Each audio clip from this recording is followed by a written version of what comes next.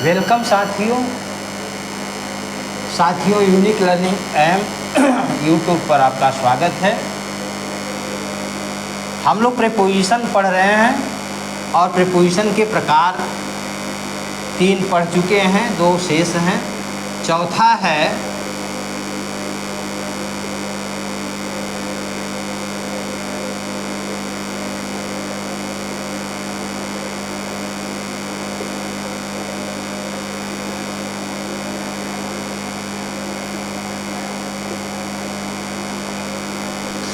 पार्टिसिपियल preposition.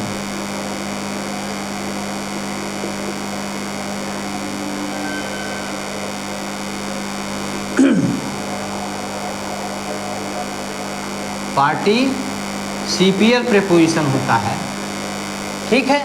चौथा जो होता है इसका हमने डिफिनेशन दिया है, it is made of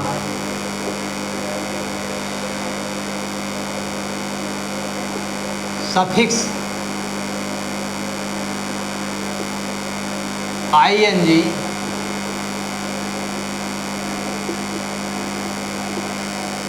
main. Participial preposition जो होता है it is made of suffix ing in main verb. जैसा कि आप लोग जानते होंगे कि प्रीफिक्स और सफिक्स, प्रीफिक्स माने क्या होता है उपसर्ग, और सफिक्स मीन्स क्या होता है प्रत्यय, माने जिसके अंत में जोड़ करके हम बनाते हैं उसको सफिक्स कहते हैं, जो नया एक अर्थ प्रकट करता है और नया जो है वर्ड तैयार होता है, ठीक है ना। समझ में आ गई बात। तो ing जोड़ करके जो हम बनाते हैं शब्द कुछ ऐसे होते हैं, मेन वर्ब जो होते हैं, ठीक है, उसमें हम बनाते हैं तो एक नया प्रीपोजिशन तैयार होता है। जैसे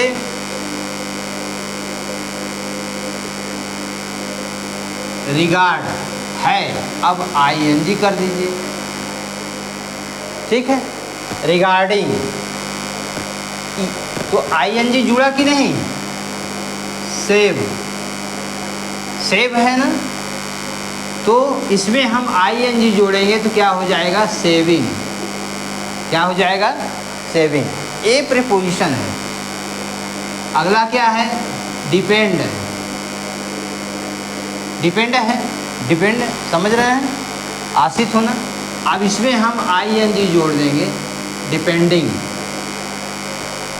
बन गया नया प्रीपोजिशन। कंसर्न, कंसर्न, कंसर्न करना, ठीक है, किसी से मिलना, बात करना, कंसर्न। तो कंसर्निंग संबंध की बात है, कंसर्न तो कंसर्निंग हो गया, तो ing लगा, तो यहाँ भी सफिक्स है, यहाँ भी सफिक्स है और यहाँ भी सफिक्स है। तो इस तरह के जो कुछ क्रियाएं होती हैं, मेन वर्ब जो होता है उसमें ing जोड़ करके हम पार्टिसिपियल प्रीपोजिशन बनाते हैं, ठीक है। अब पांचवा क्या है, पांचवा क्या है, पांचवा जो है, पांचवा है इसमें नॉट विथ स्टैंडिंग भी है, ing है, ये एक साथ है, ठीक है ना, नॉट विथ स्टैंडिंग। पांचवा है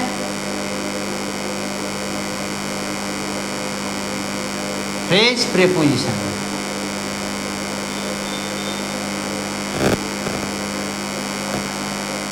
कौन सा प्रीपोजिशन है, फ्रेज प्रीपोजिशन हो, इसको कॉम्प्लेक्स प्रीपोजिशन भी कहते हैं, ठीक है ना। इसका क्या है, it is made of mostly 2 or more words। ये कह रहा है कि it is made of mostly 2 or more words, अधिकांशतः 2 या 2 से अधिक शब्दों से ये बना रहता है। समझ में आ गया? आगे क्या कह रहा है?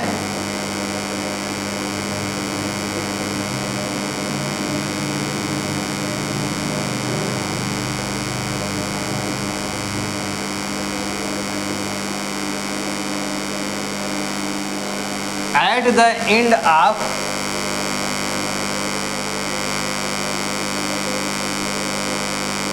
verse, at the end of verse, two are of is always added। आपको क्या पकड़ना है? टू आप। क्या पकड़ना है? टू आप। ठीक है ना? इन्हीं दो को पकड़ना है। इससे आप समझ जाएंगे कि ये फ्रेज प्रीपोजिशन है अथवा कॉम्प्लेक्स प्रीपोजिशन है। जैसे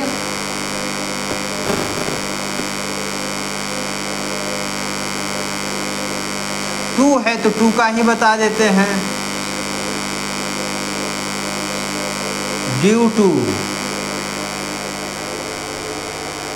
ड्यू टू। आगे आप है बिकॉज आप।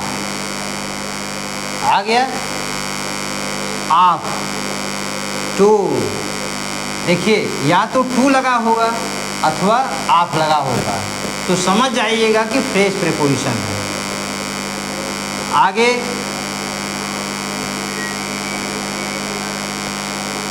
ऑन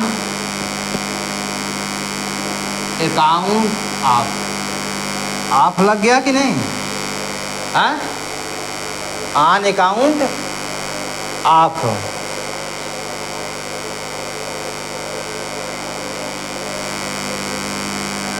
अगला है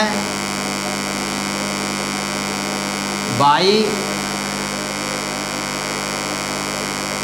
मीन्स आप लग गया। अगला है इन ऑर्डर टू लग गया ना।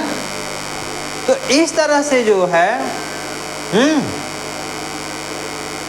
टू और आप जिस शब्द में लगे रहेंगे लास्ट में, तो समझ जाइएगा कि फ्रेज प्रीपोजिशन है। ठीक है?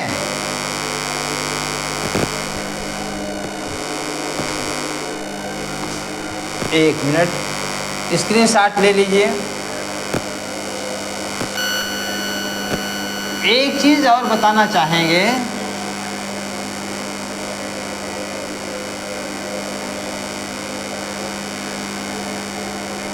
कभी कभी ग्रामर में प्रीपोजिशन में ये देता है, लड़के अक्सर पूछते हैं क्रीमी। यहाँ पर हम नोट लिख दे रहे हैं लास्ट में, क्रीमी लेयर प्रीपोजिशन। और भैया कहोगे कि क्रीमी लेयर प्रीपोजिशन क्या है? आता है कभी कभी, तो इस बात का ध्यान दीजिए।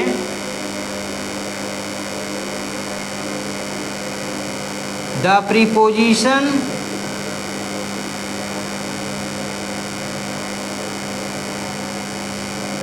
Tells us about. ठीक है ना?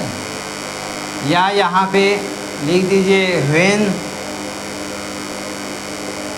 when the preposition tells us about place। जब प्रीपोजिशन प्लेस मीन्स क्या होता है? स्थान। स्थान के बारे में वर्णन करता है तो उसे हम क्या कहते हैं? Is called creamy layer preposition.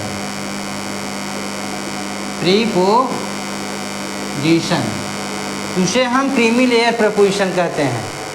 अब कहोगे कि सर कौन सा स्थान, कैसा स्थान? जैसे पहला उदाहरण हम दे रहे हैं, कम इन।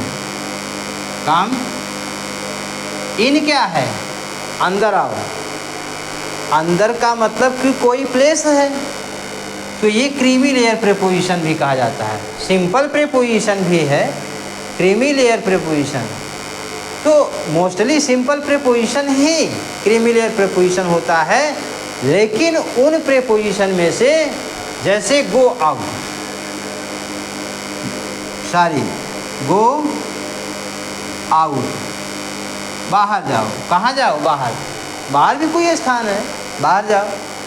तो कहने का मतलब कि जो शब्द या जो सिंपल प्रीपोजिशन केवल स्थान को इंडिकेट करता हो, उसको हम क्रीमी लेयर प्रीपोजिशन कहते हैं। उसको हम क्या कहते हैं? क्रीमी लेयर प्रीपोजिशन कहते हैं।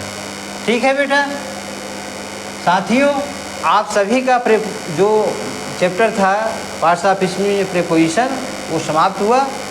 आगे हम एक नई टॉपिक के विषय में बताएंगे। आप लोग वीडियो पर बने रहें और वीडियो को पूरा पढ़ें, तभी वीडियो समझ में आएगा। जहाँ नहीं आता है उसको आप कमेंट बॉक्स में लिखकर भेज सकते हैं। ठीक है, ओके।